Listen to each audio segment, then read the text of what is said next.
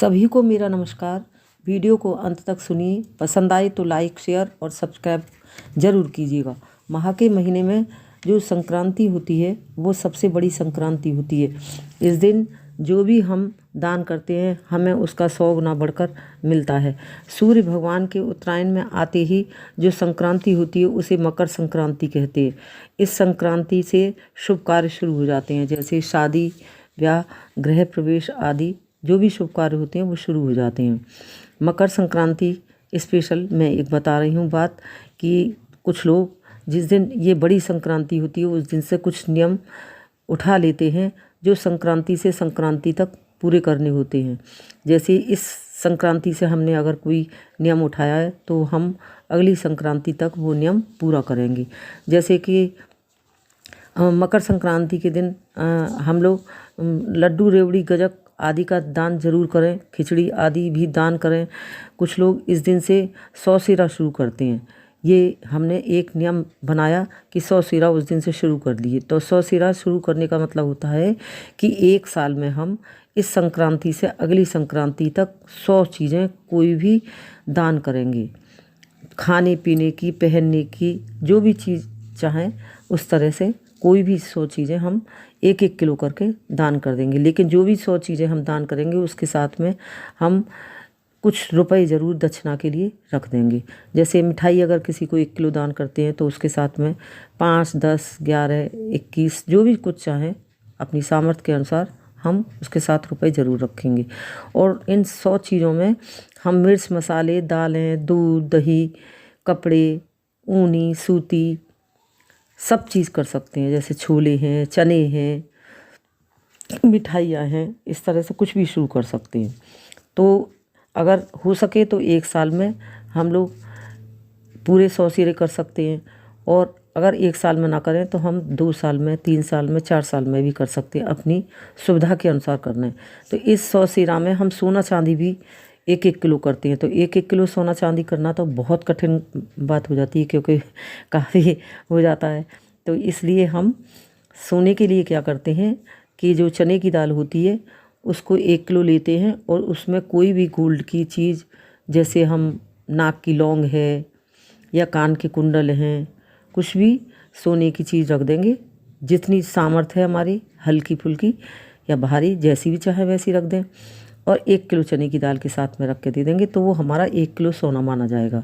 इसी तरह से चांदी 1 किलो में क्या करेंगे कि हम बढ़िया साबित वाले चावल, साबित चावल होने चाहिए, 1 किलो चावल लेंगे और उसमें कोई भी चांदी की चीज़ रख देंगे। जैसे हम चांदी का छल्ला भी रख सकते हैं, चांदी की पायलें भी रख सकते हैं, बिछुए भी रख सकते हैं, अंगूठी भी रख सकते हैं। जो भी चांदी की चीज़ रखें 1 किलो चावल के साथ में रख देंगे तो वो हमारा 1 किलो चांदी दान में मानी जाएगी। तो इस तरह से हम 1-1 किलो सोना चांदी कर लेते हैं। बाकी 1-1 किलो दालें करनी है तो उसके साथ में भी हमें कुछ दक्षिणा रखनी है। छोले करने हैं, काले चने करने हैं, राजमा करना है, मिठाइयाँ करनी है, तो वो हम कुछ भी चीज़ें मिठाई में कर सकते हैं। कपड़े हम ऊनी और सूती मिलाकर भी 1-1 किलो कर सकते हैं और अलग अलग भी कर सकते हैं। जैसा मन हो उसमें हम शॉल, कंबल कुछ भी कर सकते हैं। और पहनने के लिए जैसे साड़ियाँ हैं, रुमाल हैं, ब्लाउज पीस हैं, कुछ भी कपड़े रख लें। जेंट्स कपड़े भी रख सकते हैं उसमें। तो कुल मिला के 1-1 किलो चाहे अलग कर दें और चाहे एक साथ कर दें, जैसी अपनी सामर्थ्य हो। कुछ रुमाल भी रख सकते हैं उसमें, पेटीकोट के कपड़े भी रख सकते हैं। जो भी कपड़ा आप रखना चाहें सुविधा अनुसार 1 किलो कर सकते हैं उसमें। अब वो हम धीरे धीरे फिर चाहें दे दें अपने से बड़ों को, जैसे सास हैं, नंद हैं, जेठानी हैं या भांजी हैं, जिठौतिन हैं, जो भी अपने से बड़ों में आते हैं या मान्यों में आते हैं उनको हम दान कर देते हैं। तो ये हमारा हुआ 100 सेरा। अब कुछ नियम उठाते हैं, जैसे कि संक्रांति से हमने उठाया कि जैसे देहरी पूजना है तो हम लोग देहरी पूजते हैं। कैसे कि अपना जो घर होता है उसकी देहरी को रोली चावल से पूजते हैं और गुड़ से पूजते हैं। 1 लोटे में जल ले लेते हैं, जल का छींटा लगा देते हैं। तो इस संक्रांति पे हमने ऐसे देहरी पूज दी और अगली संक्रांति पर फिर हमने सास ससुर को जोड़े से कपड़े दिए और सारा सुहाग का सामान दिया, दक्षिणा रख दी उसमें और दे दी मिठाई रखकर। तो ये हमारा देहरी का पूजने का हो गया। तो ये संक्रांति से शुरू किया और अगली संक्रांति तक हमने पूरा कर दिया। इसी तरह से चिड़िया चुगा होता है। सवेरे ही नहा धोकर संक्रांति के दिन ही से ही शुरू करते हैं। हर संक्रांति पर नहाकर बिना खाए पिए पक्षियों को बाजरा, गेहूँ, कुछ भी अनाज सुबह ही सुबह डाल देते हैं, जिससे कि पक्षी चुगें। और फिर अगली संक्रांति पर एक चांदी की चिड़िया बनाकर और दे दी जाती है। और किसी कन्या को, जैसे नंद हैं, भांजी हैं, जिठौतिन हैं, जो भी आप जिसको चाहें कन्याओं को, इस तरह से हम पूरे कपड़े बनवा सकते हैं। जैसे अगर फ्रॉक पहनती हैं फ्रॉक, सूट पहनती हैं तो सूट, और सलवार कुर्ता वगैरह दे देते हैं और पैर छू लेते हैं दक्षिणा देकर, और मिठाई साथ में दे देते हैं। तो इस तरह से हम कर लेते हैं। अगला एक नियम होता है खुटी चीर। तो खुटी चीर में जो होता है कि जो खुंटी होती थी पहले के ज़माने में, उसमें एक चीर बांध दिया करते थे और उसको पूज दिया करते थे। संक्रांति वाले दिन से शुरू कर देते हैं। अगली संक्रांति पर फिर सास को साड़ी, ब्लाउज, कपड़े और पूरा श्रृंगार का सामान और मिठाई और कुछ दक्षिणा देकर पैर छू लेते हैं और आशीर्वाद ले लेते हैं। तो ये हमारा खुटी चीर का नियम चालू हो जाता है। अगली संक्रांति को कर देते हैं पहनावन पूरी। इसी तरह से एक नियम और है, जैसे कि रोज़ नहा धोकर दिया जलाना। नहा धोकर रोज़ाना मंदिर में दिया जलाते हैं। अगले संक्रांति को एक चांदी का या सोने का दिया बनाया और बत्ती जलाई और मंदिर में रख दी। तो वो भी हम किसी कन्या को दान देते हैं। जैसे शादी हो तो दे दो, वरना वैसे ही दे दो। भांजी हैं, भांजी को दे दो, जिठौतिन को दे दो, जिसको आप चाहें। नियम बना लें, रोज़ दिया जलाएं और अगली संक्रांति पर सोने का या चांदी का दिया जलाकर और दक्षिणा देकर, मिठाई देकर अपनी नंद भांजी के पैर छुएं। ये नियम हुआ। अगला नियम है अपनी, जैसे नंद भांजी हैं, जिठौतिन हैं, उनके मेहंदी लगाएं। संक्रांति वाले दिन से स्टार्ट कर दें और हो सके तो हर संक्रांति पे, जैसे साल में 12 संक्रांति होती है, हर संक्रांति को लगा दें। और फिर एक साल बाद चांदी की या सोने की अंगूठी दे दें और मेहंदी दे दें और उनके पैर छू लें और दक्षिणा दे दें, मिठाई दे दें। एक नियम ये होता है। अगला नियम है अपनी, जैसे नंद भांजी हैं, जिठौतिन हैं, उनका सुबह उठते ही मुँह धोना। सुबह ही उठे और कन्या है अपने घर में, जैसे जिठौतिन है या नंद है छोटी, तो उनका रोज़ाना सुबह को मुंह धो दिया। और अगली संक्रांति पर लोग क्या करते हैं, मिठाई देते हैं और उनके लिए लौंग वगैरह, जैसे नाक की लौंग है या नथ है, वो दान में दे देते हैं, मिठाई दे देते हैं और पैर छू लेते हैं। अगला एक नियम है रूठी सासू को मनाना। जैसे सासू जी कहीं पड़ोस में जाकर रूठ कर चली गईं, तो सासू के सारे वस्त्र, जैसे साड़ी, ब्लाउज, चुंदरी, श्रृंगार का सारा सामान ले जाकर जाना और पहना ओढ़ाकर, मेकअप कराकर और मनाकर उनको, चलो सासू जी, और गाते बजाते हुए, खूब सारी औरतों को ले जाओ, गाते बजाते हुए उनको अपने घर पर लाओ और मिठाई खिलाओ। मिठाई खिलाकर अपने घर पर बिठा लो, मेकअप करो, सामान, चूड़ी वगैरह सब खिलाएं पिलाएं और पहनाएं और फिर अपने घर लेकर आएं।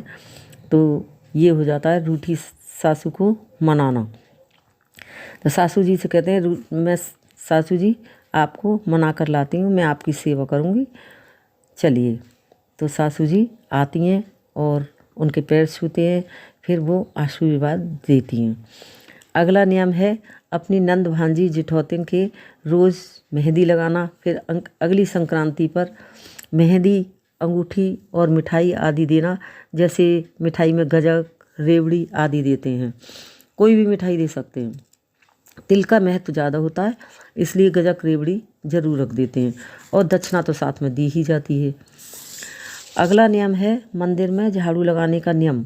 संक्रांति से शुरू करना, अगली संक्रांति पर मंदिर में नई झाड़ू से झाड़ू लगाकर भगवान जी से प्रार्थना करना, हे भगवान आप मेरी रक्षा करो।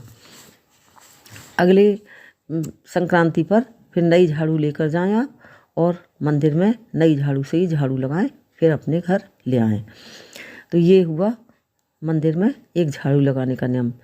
इसी तरह से सुहाग कटोरी होती है, जैसे गोले होते हैं जो सूखे वाले गोले होते हैं, उसकी एक गोले की 2 कटोरियाँ बना दी जाती हैं।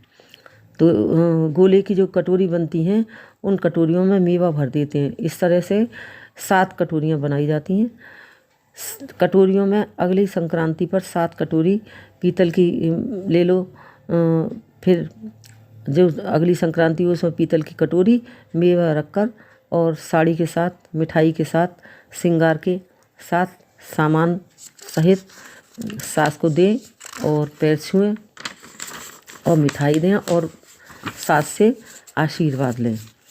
तो ये हो गया हमारा अगला नियम, सास ससुर का चरणामृत लेना। सास ससुर का चरणामृत लेते हैं संक्रांति वाले दिन से कि हमें अगले जन्म में ऐसी ही सास ससुर मिले।